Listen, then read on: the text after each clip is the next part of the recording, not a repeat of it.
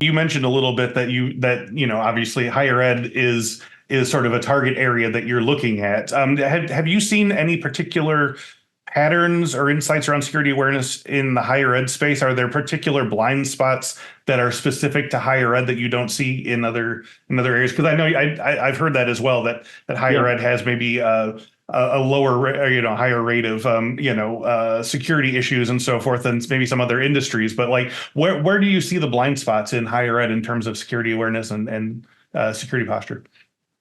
I think that's a great question. So definitely when we think about so we use the classical case of phishing, right? And Mhm. like I was mentioning, when you think about phishing and think about click rate, anytime you run simulations, there's a lot of studies that have demonstrated is that when we run simulations across industries, the higher ed, they tend to come up at the lowest level.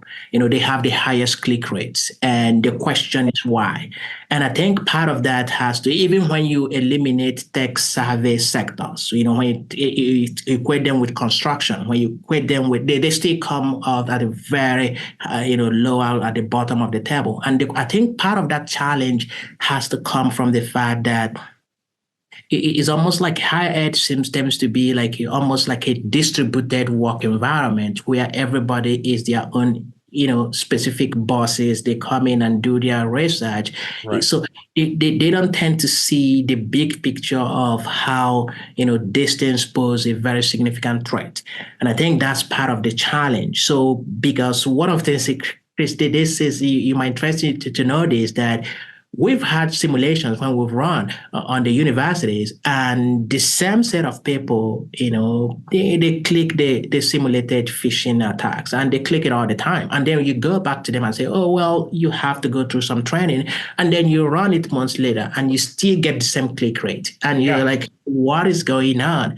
And I Yeah. think it has to do with that level of awareness that in our country, in the US, there has to be an effort to get people to really buy into cyber, they buy into the threat, understand that this is an inherent risk in your Yes. daily lives. And unless that happens, I think that these measures, whether it's training, whether it's forcing to do it, are more cosmetic in nature because they don't really, and I think that's why people that work remotely, one of the reasons why they were successful at increasing their cybersecurity awareness because they consciously wanted to do this. Therefore, Yes. like, no, I don't want to be the reason why something bad happens to the company. No, I'm Yeah. going to pay a little bit of attention. And I think that's what we need, even in higher ed. So, for example, if you go to finance, for example, you know that, okay, well, folks come in there, they understand the ramification. They know that this is a very sensitive area. So they almost come in with that level of awareness as well. And that's one of the reasons why they're a little bit more cautious. But in other areas where, the implication, what if a university has a data breach? Okay, well, but it's not something that is going to be the kiss of death. No, Hmm. what is the worst that can happen? So Right. that creates that sense of Yeah. complacency. And that is part of the reason why we are still, grappling with some of this, cybersecurity awareness within the higher ed industry. Yeah, that's interesting. One thing that sort of sprang to mind with regards to the cautiousness that a remote worker has, and I never really thought of this before, but the idea that you say I don't want to be the one the breach happens to, but I think there's also maybe a little carried implication that if I'm the one that gets breached and it happens when I was working remote, we might lose remote work from home entirely. Like there's Absolutely. that double feeling if we have this thing that we like is precariously in our hands, and this would we could very well get pulled back to the office if we don't do it. So that's really an interesting thing. Now I wanted to poke at something, and maybe this is sort of not a correct assumption, but like with regards to higher ed and the high rate of phishing. One of the things I say about phishing attacks is that especially in a lot of cases, they are written in a deliberately clunky way with the idea that they're not aiming at people who have like a higher than average sense of English language. So they're looking for people who they think are more likely to sort of be credulous or take the.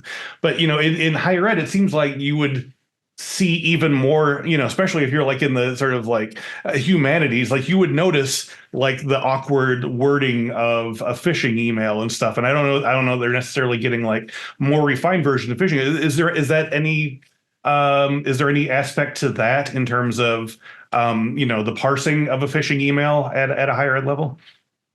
Well, I think at the end of the day, the challenge has always been, I think when, phishing attacks have always been successful has to do with the fact that, the recipient of the information has really this wide range of emails. Like Chris, as a professor, I get emails all the time from students, so Yes. many students that I'm dealing with. At some point, there's a fatigue that sets in. Yes, I'm that's not true. paying attention to all this stuff. If you're going to get 200 emails a day, then at some point, that really, peters out things, and then you're not really paying specific attention. And I don't think that's necessarily the case for other sectors where you're dealing with a very specific customer. You're dealing with, but in healthcare, we have this, one-to-many relationship with our students, and that can be a challenge.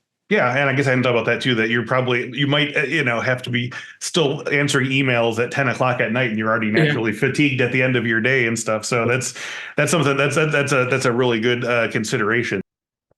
Have you seen Work Bites, the new security awareness training series from Infosec? Our team produced this series with 3 E's in mind, making security awareness training entertaining, engaging, and educational. Just go to infosecinstitute.com/free to learn more about this hilarious office comedy. And hey, let us know what you think about it.